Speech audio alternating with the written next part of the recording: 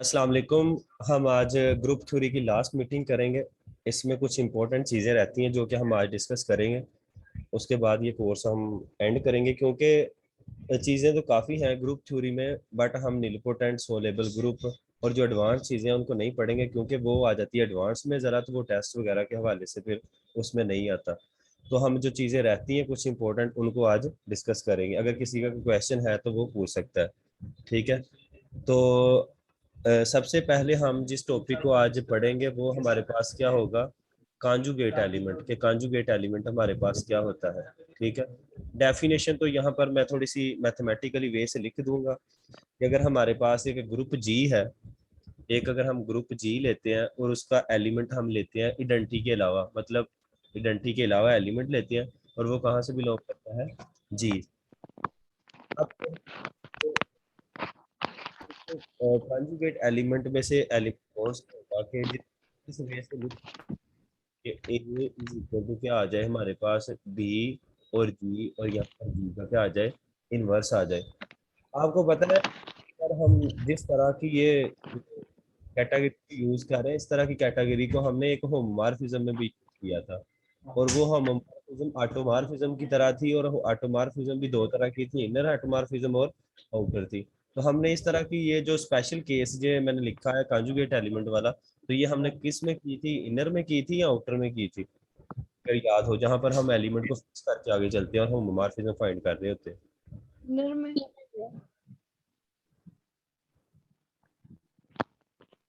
तो गालिबन हमने inner automorphism में वो चीज पढ़ी थी। ठीक है। फिर हमने वहां पर एक थ्योरम भी पढ़ा था कि जी ओवर जो जी का सेंटर होता है वो आइसोमॉर्फिक होता है इनर ऑटोमॉर्फिज्म।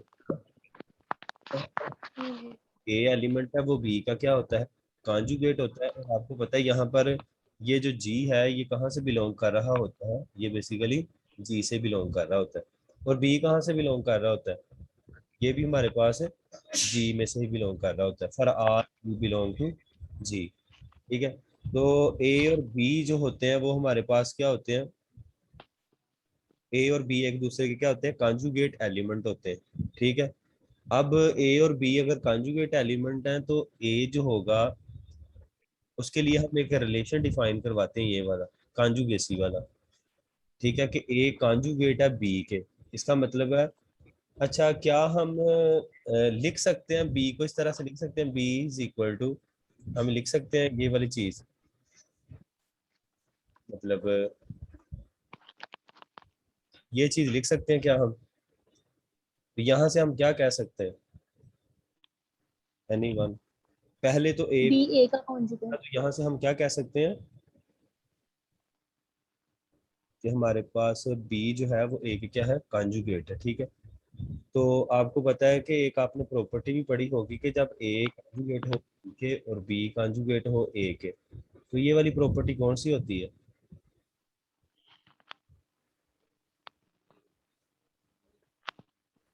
सिमेट्रिक। आ रही है आप लोगों को, सिमेट्रिक। इतनी मुझे आवाज नहीं आ रही, कुछ प्रॉब्लम है शायद, क्या मतलब? सिमेट्रिक है।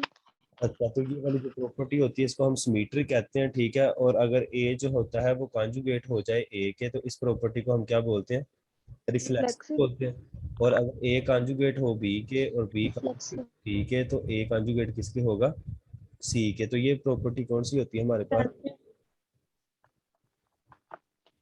तो ये हमारे पास ट्रांजिटिव। प्रॉपर्टी होती है। तो अगर ये तीन प्रॉपर्टी जो है ये वाली होल्ड हो जाती है, तो ये जो हमने रिलेशन डिफाइन करवाया था कॉन्जुगेसी कॉन्जुगेसी वाला, तो ये कॉन्जुगेसी वाला रिलेशन कौन सा हो जाएगा, इक्विवेलेंस रिलेशन। Equivalence relation. और आपको पता है मैथमेटिक्स में ये जो इक्विवेलेंस रिलेशन है ये सबसे क्या है, स्ट्रॉन्ग रिलेशन। ठीक है। तो यहाँ से जब हम कॉन्जुगेसी क्लासेस फाइंड कर, और यहाँ पर आपको थ्योरम भी प्रूव करने के लिए आ सकता है कि आप प्रूव करें कि कॉन्जुगेसी का जो रिलेशन है वो इक्विवेलेंस है। तो आप मैथमेटिक्स में कुछ भी आ जाए इक्विवेलेंस प्रूव करने के लिए, तो आप यही तीन प्रॉपर्टीज को क्या करवाते हैं, सेटिस्फाई करवाते हैं। अगर किसी रिलेशन को आपने प्रूव करना हो कि हमारे पास क्या है, कोसेट है, तो कोसेट के लिए आप सिमेट्रिक की जगह पर क्या प्रूव करते हैं, सिमेट्रिक की जगह पर आप थोड़ी सी चेंजिंग करते हैं, वहां पर आप एंटी सिमेट्रिक लेते हैं, अगर आपको याद हो। ठीक है। तो ये तो हमारे पास हमने पढ़ लिया कि कांजुगेसी का। आगे आती है कांजुगेसी क्लासेस। ठीक है, तो कांजुगेसी क्लासेस को हम जरा देखते हैं और इसके रिलेटेड जितने भी रिजल्ट हैं उनको जरा देखेंगे। कांजुगेसी क्लासेस।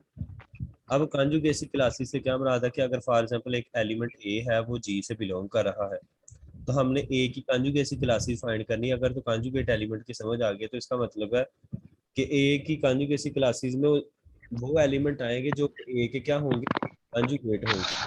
तो वो फॉर एग्जांपल हमारे पास एलिमेंट कौन से आ गए, वो हमारे पास आगे जी आ गया। ठीक है, कि जी कहाँ से बिलोंग करता है, क्योंकि इसके कांजुगेसी क्लासेस में जो एलिमेंट आएंगे वो जी में से आएंगे। और ये जो जी होगा ये बेसिकली एलिमेंट जी जो होगा ए के क्या होगा, कांजुगेट होगा। ऐसे ही है ना कि वो तमाम के तमाम एलिमेंट्स जो ए के साथ क्या है कांजुगेट एलिमेंट्स हैं, वो सारे के सारे क्या होते हैं, वो हमारे पास कांजुगेसी क्लासेस में होते हैं। ठीक है? अच्छा, उसके बाद अगर हम देखें कुछ रिमार्क के तौर पर, तो सबको पता होगा कि हमारे पास अगर ग्रुप जो है वो अबिलियन हो, ठीक है, ग्रुप अगर क्या हो, अबिलियन। यहाँ पर मैं रिमार्क लिखता हूँ, रिमार्क, या मैं यहाँ पर लिखता हूँ एक ग्रुप जिसको जो कि हमारे पास अबिलियन है।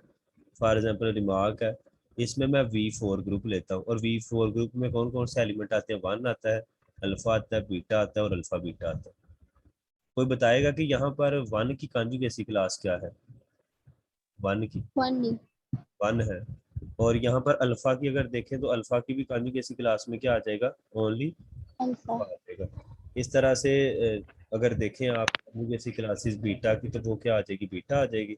और अगर अल्फा बीटा की देखें तो यहाँ पर क्या आ जाएगी, अल्फा बीटा। तो यहाँ पर रिमार्क के तौर पर हम एक चीज कह सकते हैं कि हमारे पास जो अबिलियन ग्रुप होता है उसमें हर एलिमेंट की जो कांजुगेट एलिमेंट होता है वो इटसेल्फ होता है।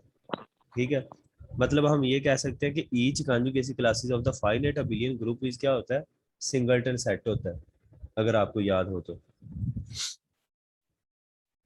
ठीक है, और आपको ये भी एक रिमार्क के तौर पर ये तो हमें पता होगा कि अबिलियन ग्रुप जो होता है, अबिलियन ग्रुप उसकी जो कांजुगेसी क्लासेस होती हैं वो हमारे पास क्या होते हैं, वो हमारे पास सिंगलटन एलिमेंट्स होते हैं, सिंगलटन सेट होता है, मतलब इट सेल्फ होता है।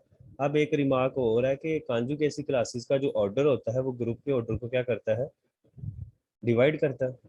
ठीक है, अब इसका मतलब है फॉर एग्जांपल अगर मैं आपके सामने एक ग्रुप रख देता हूँ S3, ठीक है, अब S3 जो है इसका ऑर्डर कितना है आपके पास, 6 है। अब 6. यहाँ पर अगर वो ऑर्डर वाली बात को देखें तो यहाँ पर इसकी कॉन्जुगेसी क्लासेस या तो 1 हो सकती है, या 2 हो सकती है, या 3 हो सकती है, या क्या हो सकती है, 6। क्योंकि कॉन्जुगेसी क्लासेस का जो ऑर्डर होता है वो बेसिकली इसके ऑर्डर को क्या करता है, डिवाइड करता है। तो यहाँ पर अगर आप देखें S3 में, S3 की कॉन्जुगेसी क्लासेस किसी को याद है कितनी होती है S3 की? Partition of 3. हाँ बिल्कुल।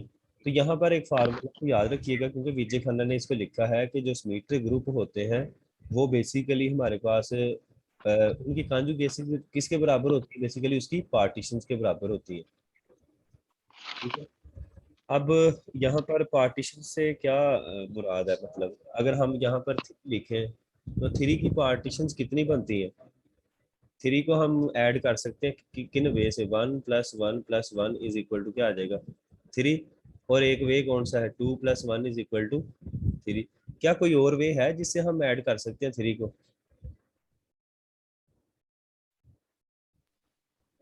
इसके अलावा कुछ कोई वे हो जिस तरह हम इसको 3 को ऐड कर सके। 8 3 itself ना. एक 3 एक तरफ आ जाएगा, इसका मतलब है कि S3 जो होता है उसकी कॉन्जुगेसी क्लासेस का जो ऑर्डर होता है, कॉन्जुगेसी क्लासेस का ऑर्डर होता है वो हमारे पास सॉरी कितना होता है, 3 होता है। इस तरह से आप S4 का भी देख सकते हैं, S5 का भी देख सकते हैं। ठीक है, तो ये हमारे पास बेसिकली फार्मूलेशंस कुछ होती हैं, लेकिन जब भी आपको कोई एग्जाम वगैरह में आएगा तो ये इतना कुछ मुश्किल नहीं आता कि कॉन्जुगेसी क्लासेस, लेकिन इसका कंसेप्ट बंदे को होना चाहिए। अच्छा, ये इंपॉर्टेंट क्वेश्चन है, ये हर दफ़ा आ जाता है एग्जाम वगैरह में, क्योंकि ये PU में भी आया था एमफिल के टेस्ट में कि Q8 जो होता है क्वाटर्नियन ग्रुप, ठीक है, इसकी कॉन्जुगेसी क्लासेस जो होती हैं वो कितनी होती हैं? 5। तो आप कितनी होती हैं? 5। जी 5 होती है।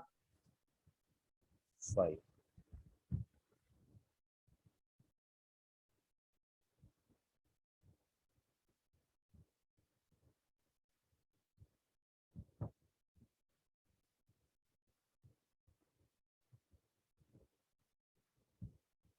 अच्छा, इसका मतलब है वो जो मैंने रिमार्क आपको बताया फिर वो तो सेटिस्फाई नहीं कर रहा।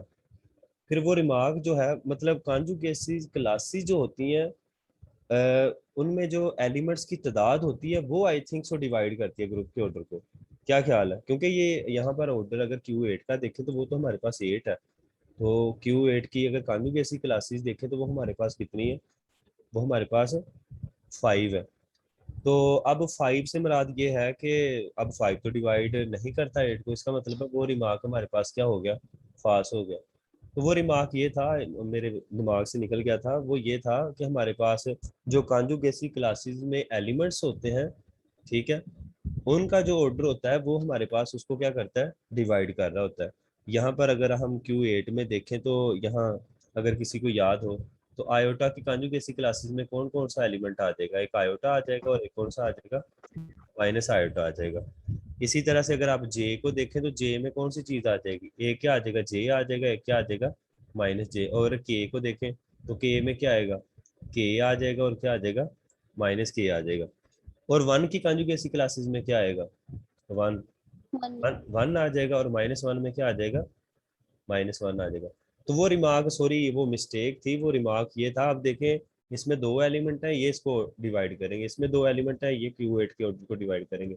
इस तरह से ये चीजें हैं। तो ये याद रखिए कि कॉन्जुगेसी वाला जो कंसेप्ट है, इस तरह से आप डिफरेंट ग्रुप्स की जो है वो कॉन्जुगेसी क्लासेस जो है वो उनको आप क्या कर सकते हैं? फाइंड कर सकते हैं। अगर आप S3 की कॉन्जुगेसी क्लासेस फाइंड करना चाहते हैं तो अब कॉन्जुगेसी क्लासेस में अगर फॉर एग्जांपल हम S3 देखें, क्योंकि हम थोड़ा सा इसको स्टडी कर लेते हैं। वन है अल्फा, अल्फा स्क्वायर है, बीटा है और अल्फा बीटा है, और हमारे पास क्या है? अल्फा स्क्वायर बीटा है। यहाँ पर अगर कॉन्जुगेसी क्लासेस की बात की जाए तो अल्फा की कॉन्जुगेसी क्लासेस में कौन सा एलिमेंट आ जाता है? क्योंकि आप लोगों ने इस पता है फाइंड करना आसान है, क्योंकि अल्फा को सेंटर में रखें और दूसरे एलिमेंट्स को, फॉर एग्जांपल अल्फा की हम फाइंड करना चाह रहे हैं, अल्फा को सेंटर में रखें, बकाया दूसरे वन का इनवर्स वन है तो इसकी कॉन्जुगेसी क्लासेस में क्या आ जाएगा? अल्फा। अब अल्फा को फिर सेंटर में रखें और बाहर क्या रखें? अल्फा रखें दूसरे एलिमेंट्स को। और अल्फा का यहाँ पर इस ग्रुप में अल्फा का इनवर्स क्या है? अगर आपको याद हो तो अल्फा स्क्वायर है। तो अल्फा स्क्वायर और अल्फा मिलकर अल्फा क्यूब बन गया, तो वो वन हो गया, तो ये दोबारा से क्या आ गया? अल्फा। इस तरह फिर अल्फा को सेंटर में रखें, इधर रखें अल्फा स्क्वायर को, और अल्फा स्क्वायर का इनवर्स क्या होता है? अल्फा होता है, तो ये दोबारा से क्या आ जाएगा? अल्फा। अब यहाँ अल्फा रखें तो साइड पे क्या रखें? बीटा रखें, और इधर भी क्या रखें? बीटा का इनवर्स क्या है? बीटा। तो इस ग्रुप में आपको पता है बीटा अल्फा किसके बराबर होता है? सॉरी, अल्फा बीटा किसके बराबर होता है इस ग्रुप में? बीटा अल्फा स्क्वायर, अगर याद हो तो। और बीटा स्क्वायर मिलकर क्या हो जाएगा? वन हो जाएगा। तो ये हमारे पास रिजल्ट क्या आ जाएगा? Alpha square. तो इसी तरह से साइड में अल्फा अल्फा बीटा रखें, अल्फा स्क्वायर बीटा रखें, तो वो आपके पास एलिमेंट कौन कौन से आएंगे? सिर्फ एक तो हमारे पास क्या आ जाएगा? अल्फा आ जाएगा, दूसरा कौन सा आएगा? Alpha square. तो इसका मतलब है अल्फा की कॉन्जुगेसी क्लासेस में जो हमारे पास आते हैं एलिमेंट, वो कौन कौन से आते हैं? वो हमारे पास एक अल्फा आता है और दूसरा कौन सा आता है? अल्फा स्क्वायर आता है। अच्छा, बीटा की कॉन्जुगेसी क्लासेस में कौन कौन सी चीज आती है? एक तो वो बजाते खुद आ जाएगा ना बीटा, और बीटा के अलावा क्या कोई एलिमेंट आता है? अल्फा बीटा अल्फा और भी अल्फा आता स्क्वायर है, बीटा। बिल्कुल। अल्फा स्क्वायर क्या आता है? बीटा आता है। अब यहाँ इडेंटी रह गया, तो इडेंटी का जो होता है वो इटसेल्फ होता है इडेंटी। तो अब यहाँ पर जो चीज मैं बताना चाह रहा था वो ये था कि कॉन्जुगेसी क्लासेस में स्टडी करना आसान हो जाता है एलिमेंट्स को। आप देखिए ना, ये जो या इस एलिमेंट अल्फा है, अल्फा का ऑर्डर हमारे पास क्या था? सॉरी, टू नहीं था, यहाँ अल्फा का ऑर्डर क्या है? थ्री है। तो इस कॉन्जुगेसी क्लासेस में वो वाले एलिमेंट्स आ जाएंगे जिनका ऑर्डर क्या होगा? थ्री होगा। तो आपको नजर आ रहा है अल्फा का और अल्फा स्क्वायर का इसमें ऑर्डर क्या है? थ्री है। तो अगर बीटा की बात करें तो बीटा का यहाँ पर ऑर्डर क्या है? टू है। तो इस पूरे ग्रुप में, सॉरी कॉन्जुगेसी क्लासेस में वो वाले एलिमेंट्स आ गए हैं जिनका ऑर्डर क्या है? टू है। तो इस तरह से हम, इसीलिए तो इस रिलेशन को हम क्या बोलते हैं कि ये रिलेशन हमारे पास कौन सा होता है, इक्विवेलेंस रिलेशन होता है। सही हो गया। चलिए मैं आपसे पूछता हूँ कि एक ग्रुप है जिसका ऑर्डर हमारे पास 35 है, कोई बताएगा कि इसकी कॉन्जुगेसी कितनी होगी? एनीवन? क्योंकि हमने काफी ज्यादा रिजल्ट्स पढ़े हुए हैं, तो रिजल्ट्स को मद्देनजर रखते हुए आप बता सकते हैं कि 35 ग्रुप का जो ऑर्डर है इसकी कॉन्जुगेसी क्लासेस कितनी होंगी? 35 35 ही होगी। क्योंकि क्योंकि आप लोगों ने एक रिजल्ट शायद पता हो कि अगर इसको हम 5 मल्टीप्लाई बाय 7 लिखें और 5 डज नॉट डिवाइड किसको बोला, 6 को, क्योंकि p does not divide q minus 1, तो यहाँ पर तो फिर वो g क्या हो जाता है हमारे पास, g साइक्लिक हो जाता है, और साइक्लिक होने की वजह से क्या हो जाता है, अबिलियन, बिलियन।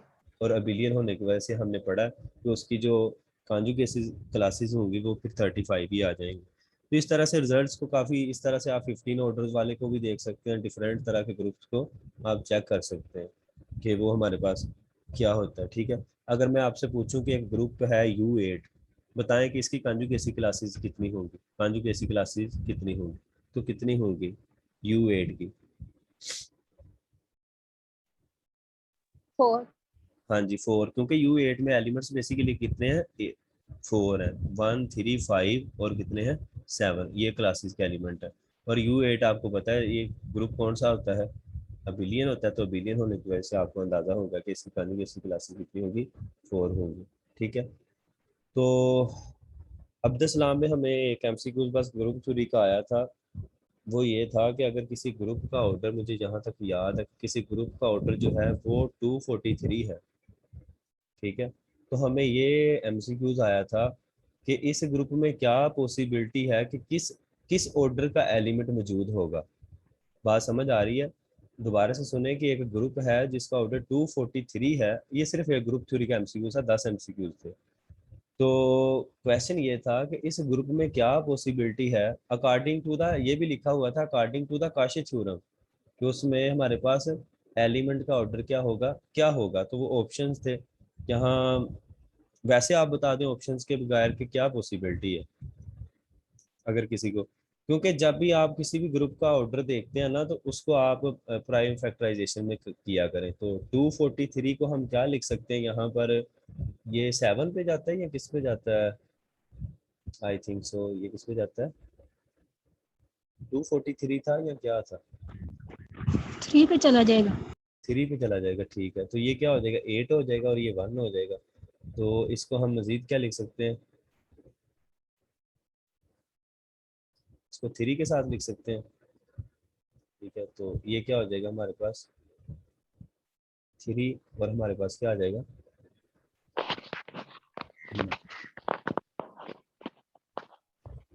ठीक है, इस तरह का कोई MCQ था। ठीक है, तो क्या इसकी आपको पता है, आप लोगों ने नंबर थ्योरी में एक रिजल्ट पढ़ा था, मुझे बताएं कि क्या किसी भी कोई भी नंबर अगर हम उठा लें तो क्या उसकी प्राइम फैक्टराइजेशन एक से ज्यादा बन सकती है या यूनिक होती है, क्या ऐसा आप लोगों ने थ्योरम पढ़ा था?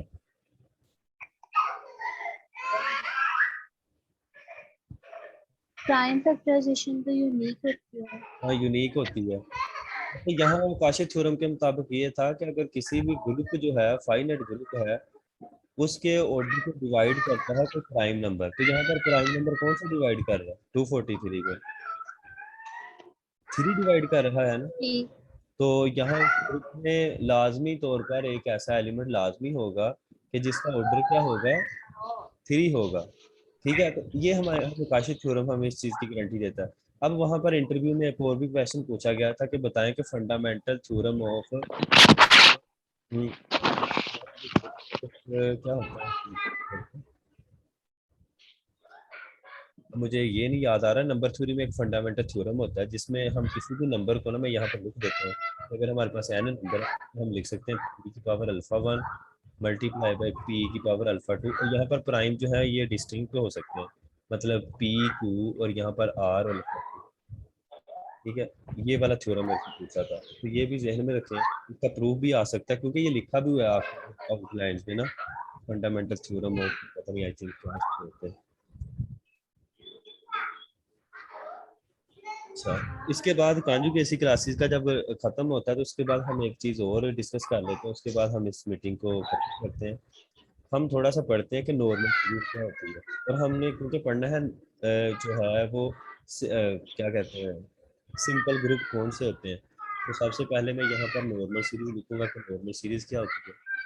ठीक है, अगर आपके पास फॉर एग्जांपल एक ग्रुप जी है, तो जी में हम जी को बराबर रख लेते हैं कि वो जी डैश है, जी नोट है, उसमें ये जी 1 जी 2 है, और यहाँ सोन चलता जा रहा है। इसके बाद जी के आता है, इज इक्वल टू क्या आ जाता है, ए। अब ये हमारे पास एक नॉर्मल सीरीज, हम कब इसको कहेंगे, इज कॉल्ड नॉर्मल सीरीज जी 2 ए, कि अगर हमारे पास हर जी आई, हर पहली कंडीशन इसमें क्या होती है, इसको नॉर्मल सीरीज कब कहेंगे कि अगर हर जी आई जो है वो नॉर्मल हो, किसमें भला, जी i-1 में। समझ आ रही है कि हर आने वाला जी जो है वो पिछले में क्या होना चाहिए, नॉर्मल, मतलब जी 1 जी0 में नॉर्मल होना चाहिए, जी 2 जी 1 में होना चाहिए, और जी के इसके मतलब इस तरह से। और दूसरी कंडीशन होती है कि जो ए है वो हमारे पास क्या होना चाहिए, हाँ जी, ये हमारे पास आइडेंटिटी। इडेंटिटी होनी चाहिए। तो इस तरह से हम इस सीरीज को हम फिर क्या कहते हैं कि हमारे पास सीरीज क्या होती है, नॉर्मल सीरीज होती है। ठीक है, तो आप नॉर्मल सीरीज फाइंड कर सकते हैं मुख्तलिफ ग्रुप्स की किस तरह से होती है नॉर्मल सीरीज। ठीक है, यहाँ पर हम एक ग्रुप की एग्जांपल लेकर करेंगे कि हमारे पास अगर ग्रुप है S3 जो है, ठीक है, S3 में कौन सा जो है वो जो सेट है वो नॉर्मल होगा, मतलब सब ग्रुप 1 होगा, अल्फा होगा और अल्फा स्केयर होगा। बिकॉज इस H की जो H3 के साथ इंडेक्स है वो कितना बन रहा है, 2 हो रहा है। तो हमने पढ़ा था हर इंडेक्स 2 वाला जो सब ग्रुप होता है वो क्या होता है, लाजमी नॉर्मल होता है। तो ये नॉर्मल, इसमें नॉर्मल क्या होगी, डेंटी होगी। तो यहाँ पर आपको ये भी कोई पूछ सकता है कि इसके नॉर्मल फैक्टर कितने हैं। तो नॉर्मल फैक्टर कितने हैं इसमें, क्योंकि हमने डेफिनेशन तो नहीं पढ़ी, अगर किसी को पता है 2। तो यहाँ पर नॉर्मल फैक्टर की जो तादाद होती है वो, अगर हम टोटल फॉर एग्जांपल यहाँ पर 3 ये, ठीक है, ग्रुप मतलब सब ग्रुप और ग्रुप मिला के, तो हमारे पास इसमें क्या ये नॉर्मल फैक्टर ये होते हैं, S3/1 अल्फा अल्फा स्केयर, ये एक नॉर्मल फैक्टर है। और दूसरा नॉर्मल फैक्टर कौन सा होगा, 1 अल्फा और अल्फा यहाँ पर स्केयर है, सॉरी, ये ओवर आइडेंटिटी। तो यहाँ पर मतलब अगर आपके पास लेंथ नॉर्मल सीरीज की, अब लेंथ कितनी है अगर कोई आपसे पूछे तो 2। 2 है, कि जितने नॉर्मल फैक्टर्स होते हैं वो उसकी क्या होती है, लेंथ होती है। तो ये लेंथ का भी आप याद रखिएगा। अच्छा, अब आपको पता है हर ग्रुप की नॉर्मल सीरीज जो है वो लाजमी तौर पर एग्जिस्ट करती है, चाहे वो ट्रिवियल हो चाहे वो नॉन ट्रिवियल हो। जैसे मैं आपके सामने एक ग्रुप लिखने लगा हूँ, अगर आपको याद हो तो, जैसे अगर मैं ग्रुप यहाँ पर लिख दूँ कि मेरे पास एक ग्रुप है जिस जो है वो क्या उसे बोलते हैं, Z7। ठीक है, अब Z7 में क्या आ जाएगा, 1 आ जाएगा, 2 आ जाएगा, 3 आ जाएगा, 4 आ जाएगा, 5 आ जाएगा, 6 आ जाएगा, ये आ जाएगा। ठीक है, अब मुझे बताएं कि ये जो Z7 है, क्या ये हमारे पास इसकी नॉर्मल सीरीज कौन सी बनेगी, C7 सुपर सेट आइडेंटिटी। क्या Z7 में ओनली आइडेंटिटी एलिमेंट होगा या कुछ और, क्योंकि इसका ऑर्डर Z7 का बेसिकली कितना बन रहा है, अगर आप देखें तो 6 है, 6 ही ऑर्डर है ना। तो लेकिन यहाँ से हमें देखकर लगता है ये है Z7 की तरफ कि जैसे ये हमारे पास प्राइम है, तो प्राइम होने की वजह से ये क्या हो जाएगा, साइक्लिक हो जाएगा, और साइक्लिक होने की वजह से क्या हो जाएगा, बस। तो आपको पता है जो आप लोगों ने ये भी रिजल्ट पढ़ा होगा, क्योंकि हम लोग कहते ये हैं कि कुछ ग्रुप्स ऐसे होते हैं जिनमें सिर्फ ये वाली नॉर्मल सीरीज एग्जिस्ट करती है, ये वाली। और ये वाली सीरीज को हम क्या, इस एग्जांपल को फिलहाल छोड़ दें, हम ये डेफिनेशन एक दफ़ा क्लियर कर लें। इसको हम बोलते हैं ट्रिवियल नॉर्मल सीरीज। और कुछ ग्रुप्स होते हैं जिसमें इस तरह से होता है, H1 नॉर्मल होता है, फिर क्या होता है, H2 होता है, फिर कौन सी होती है, इडेंटिटी। तो हम ये कहते हैं कि ये हमारे पास क्या होती है, नॉन ट्रिवियल नॉर्मल सीरीज। तो अब यहाँ पर एक हम डेफिनेशन में इजाफा करते हैं जो कि हमारी समझने के लास्ट डेफिनेशन होगी। हम पढ़ते हैं कि सिंपल ग्रुप कौन सा होता है। ठीक है, सिंपल। तो सिंपल ग्रुप में अगर आप चेक करना चाहें सिंपल ग्रुप क्या कौन सा होता है सिंपल ग्रुप, तो वो वाला group group that has no non-trivial normal series is called simple group। मतलब कि ऐसे ग्रुप के जिनकी हमारे पास नॉन ट्रिवियल जो नॉर्मल सीरीज है वो ही ना मिले हमें, तो वो हमारे पास कौन से होते हैं, वो हमारे पास सिंपल ग्रुप होते हैं। ठीक है, यहाँ पर हाँ जी एक ने बताया था, वो पिछला थ्योरम मैंने अभी देखा, फंडामेंटल चीज कौन सा आता है, बिल्कुल यही होता है। इसको इसका प्रूफ लाजमी करके जाइएगा वहां पर ना, इंडक्शन से होता है इसका प्रूफ, तो ये लाजमी करके जाइएगा जब आप एसएमएस का टेस्ट देने जाए। अच्छा, तो ये हम सिंपल ग्रुप का पढ़ रहे थे। अच्छा, अगर आप कोई भी देख रहे हैं, कोई बंदा बता सकता है यहाँ पे कि नॉर्मल सॉरी सिंपल ग्रुप जो होते हैं उनकी कोई एग्जांपल दे सकते हैं, कौन सा ग्रुप सिंपल है? K5 ग्रुप सिंपल है A5? जी। सारे प्राइम ऑर्डर्स के ग्रुप्स। हाँ, ऐसे ग्रुप जिनका ऑर्डर जो होता है वो हमारे पास क्या होता है, प्राइम होता है। तो वो प्राइम होने की वजह से वो क्या होगा, क्योंकि उनका जो डिवाइजर होगा फिर वो कौन सा होगा, या तो वो सेल्फ होगा या कौन सी होगा, इडेंटी होगा। और उनकी वजह से तो फिर उनके सब ग्रुप से हमें फिर वही मिलेंगे कि कौन से वाला मतलब या इट सेल्फ होगा या इडेंटी होगा। तो फिर इसका मतलब है उस ग्रुप में या ग्रुप में सिर्फ कौन सी चीज नॉर्मल होगी, इडेंटी होगी। तो इस वजह से वो हमारे पास ग्रुप कौन से बन जाएंगे, फिर सिंपल ग्रुप बन जाएंगे। अभी किसी ने एग्जांपल बताइए कि A5। ठीक है, अब अगर आप A4 देखें तो A4 जो है ये बेसिकली जो है ये हमारे पास सिंपल नहीं है, लेकिन A5 क्या सिंपल है? A5 भी सिंपल है और A6 भी सिंपल है, इस तरह से A7। मतलब कि जब n ग्रेटर देन 4 या 4 से ग्रेटर होता है, सॉरी नहीं 5, तो फिर हमारे पास ऑलवेज जो AN होता है वो हमारे पास क्या बन जाता है, सिंपल हो जाता है। ठीक है, तो ये बेसिकली है ग्रुप की सिंपलिसिटी कि किस तरह से आप किसी ग्रुप को चेक कर सकते हैं कि वो ग्रुप सिंपल है या नहीं है। ठीक है, तो अच्छा, ये तो हमारे पास सिंपल ग्रुप था। तो क्या और आपके पास किसी के पास एग्जांपल, क्या हम S3 को ग्रुप कर सकते? S3 हमारे पास क्या है, नॉन सिंपल। क्यों? क्योंकि इसमें कौन सी नॉर्मल सीरीज एग्जिस्ट करती है, 1 अल्फा, अभी थोड़ी देर पहले पढ़ी थी ये वाली, जिस वजह से ये हमारे पास क्या हो जाता है, नॉन सिंपल हो जाता है। अगर आप Q8 देखें तो Q8 सिंपल है या नॉन सिंपल है? Non simple. वो हमारे पास कौन सा है, नॉन सिंपल। तो नॉन सिंपल में आप चेक कर सकते हैं कि Q8 जो है उसमें नॉर्मल कौन सी चीज है। उसमें अगर आप देखें तो +-1 +-I, और इसमें नॉर्मल कौन सी चीज है, इडेंटी, तो ये भी नॉन सिंपल है। अच्छा, उसके बाद अगर देखें ना, आपके पास अबिलियन दो तरह के हो सकते हैं, कि वो वाले अबिलियन हो सकते हैं जो कि हमारे पास क्या हो, साइक्लिक हो, तो फिर क्या बन जाए, अबिलियन बन जाए। दूसरे वो कौन से हो सकते हैं, अबिलियन हो सकते हैं सिंपल। और आपको पता है हर अबिलियन ग्रुप का जो सब ग्रुप होता है वो लाजमी तौर पर क्या होता है, नॉर्मल होता है। अबिलियन ग्रुप का हर सब ग्रुप क्या होता है, नॉर्मल होता है। अब नॉर्मल होने की वजह से कुछ अबिलियन ग्रुप्स जो होते हैं वो हमारे पास फिर क्या बन जाते हैं, नॉन सिंपल बन सकते हैं। अच्छा, ये हमारे पास रिजल्ट है कि उसकी वजह से वो नॉर्मल हो जाएगा, तो नॉर्मल की वजह से वो हमारे पास फिर जाहिर बात है हमें नॉर्मल सब ग्रुप मिल जाएगा, तो जिस वजह से वो ग्रुप फिर सिंपल नहीं रहता।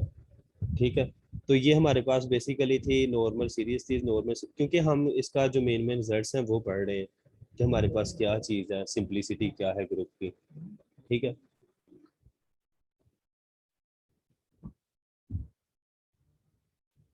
अच्छा, उसके बाद अगर आप देखें तो किसी को पी ग्रुप के बारे में आइडिया है कि पी ग्रुप कौन सा होता है?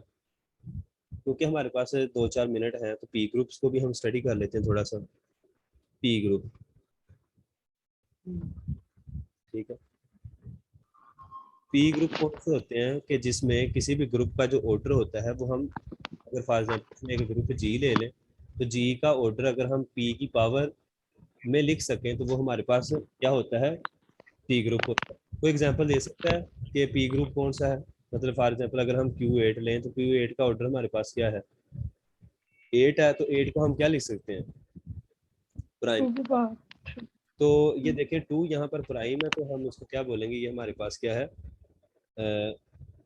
पी ग्रुप है, ठीक है। अच्छा, जो S3 है, क्या ये पी ग्रुप है? क्यों? अब पी ग्रुप वो भी होता है कि जिसके एलिमेंट्स के ऑर्डर को भी हम पी की पावर में लिख सकें। तो S3 क्या पी ग्रुप है हमारे पास? नो नो S3 तो नहीं है। तो S3 हमारे पास पी ग्रुप नहीं है, आप इसको देख सकते हैं। तो यहाँ पर एक रिजल्ट भी याद रखिएगा कि एक ग्रुप जो होता है वो पी ग्रुप होता है इफ एंड ओनली इफ, जो अगर ग्रुप का ऑर्डर जो होता है उसको हम पी की पावर में लिखेंगे इफ एंड ओनली इफ के साथ है, जी इज पी ग्रुप, ठीक है। If and only if order of G. तो ये हमारे पास पी ग्रुप का जो था वो आइडिया था कि पी ग्रुप क्या होता है। तो आप डिफरेंट ग्रुप्स को चेक कर सकते हैं कि वो पी ग्रुप है या नहीं है, ठीक है। तो उसके बाद अगर मैं पूछूं कि every group of prime order जो होता है वो लाजमी तौर पर क्या होगा फिर, फॉर एग्जांपल अगर मैं ग्रुप ले लूं, Z7 ले लूं अंडर एडिशन, तो क्या ये प्राइम ग्रुप है, सॉरी पी ग्रुप है? अंडर एडिशन की बात कर रहा हूँ। तो है। इसका ऑर्डर की क्या होगा, 7 होगा, तो 7 लाजमी तौर पर ये प्राइम है, तो प्राइम को 1 की पावर, तो ये मतलब हर ग्रुप जिसका ऑर्डर क्या होता है, प्राइम ऑर्डर होता है, वो लाजमी तौर पर हमारे पास क्या होता है, पी ग्रुप होता है, ठीक है। तो ये लाजमी याद रखिएगा। तो यहाँ पर एक रिजल्ट और भी है कि अगर किसी ग्रुप का जो ऑर्डर है वो हमारे पास पी की पावर अल्फा है और उसका हमें एक सब ग्रुप ऐसा मिल जाता है जिसका ऑर्डर जो है वो मतलब एक कम है, वो लाजमी तौर पर जो एच होता है इसकी क्या प्रॉपर्टी होती है, वो जी में क्या होता है, नॉर्मल होता है। ये बड़ा अच्छा रिजल्ट है पी ग्रुप के हवाले से, अगर आप इसको चेक करना चाहें तो। जैसे कि अगर आप Q8 देखें, Q8 में ग्रुप का ऑर्डर क्या है, 2 की पावर 3 में, ऐसे ही है ना।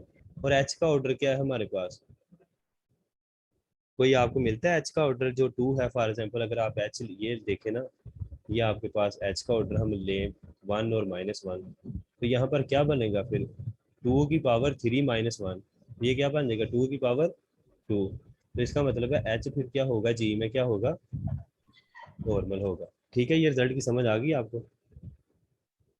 इस तरह से ये पी ग्रुप है, ठीक है। इस तरह से पी ग्रुप को हम अटैच कर देते हैं सीलो पी के साथ, और यहाँ से हमारी वैसे भी मीटिंग का टाइम एंड हो जाएगा। तो सीलो पी हमारे पास क्या होते हैं कि अगर हमारे पास एक ग्रुप है जी, तो एच जो होगा उसका सब ग्रुप होगा, एच जो है वो जी का सब ग्रुप होगा, तो एच जो है वो सीलो पी कब कहलाएगा, अगर एच का ऑर्डर हमारे पास पी की पावर किस में आ जाता है, अल्फा में, ठीक है। और जो पी की पावर अगर हम अल्फा +1 ले लें तो वो डज नॉट डिवाइड ग्रुप के ऑर्डर को, अगर डिवाइड ना करे तो ये लाजमी तौर पर जो एच होगा वो सीलो पी होगा। तो हम इसके एग्जांपल भी आपके सामने रख देते हैं कि अगर हम क्यू क्यू 8 लें तो उसमें सीलो पी शायद एग्जिस्ट ना करें। इस तरह से हमारे पास यहाँ पर मैं बता देता हूँ कि अगर हम Q8 ले लें तो Q8 में ग्रुप का ऑर्डर क्या होता है हमारे पास, 2 की पावर 3 में होता है। अगर H ले लें तो H का ऑर्डर क्या होगा, हाँ जी, H का ऑर्डर क्या होता है हमारे पास, 2 की पावर 2। 2, ठीक है, यही होता है। लेकिन अगर देखें तो 2 की पावर 2 + 1 मतलब एक इजाफा कर दें इसके सब ग्रुप की पावर में, तो क्या ये डिवाइड करेगा जी को, जी करेगा। करेगा, यस यस करेगा डिवाइड। तो क्या ये जो सिलो क्या ये 2 सिलो जो होगा ये क्या सब ग्रुप होगा, सिलो पी ग्रुप होगा क्या, तो नॉट सी, नो। तो नॉट। तो इस तरह से आप चेक कर सकते हैं। तो हमारी मीटिंग का टाइम है वो एंड होने को है। तो यहाँ से हम ग्रुप थ्योरी का जो है वो एंड कर रहे हैं। तो इंशाल्लाह हम नेक्स्ट सब्जेक्ट जो है वो स्टार्ट करते हैं, कुछ ऐसा कि जो कि काफ़ी इंपॉर्टेंट हो। मैं देखता हूँ 1-2 दिन तक, फिर इंशाल्लाह हम स्टार्ट करते हैं। वैसे आप सजेशन दे सकते हैं कि कौन सा सब्जेक्ट स्टार्ट किया जाए। लीनियर अलजेब्रा में ऐसे नहीं करना कुछ भी। लीनियर अलजेब्रा वो तो हम कर चुके हैं। रियल एनालिसिस या कॉम्प्लेक्स एनालिसिस? ओके, कम्प्लेक्स को देखते हैं या हम देखते हैं कैलकुलस को, दोनों में से देखते हैं किसी को। तो फिर हम इंशाल्लाह कॉम्प्लेक्स। ये कम्प्लेक्स को या कैलकुलस को देखते हैं, फिर हम इंशाल्लाह उसको टॉपिक वाइज किया करें। दिवाद भाई कुछ उसका बता दें ग्रुप एक्शन के बारे में। Group action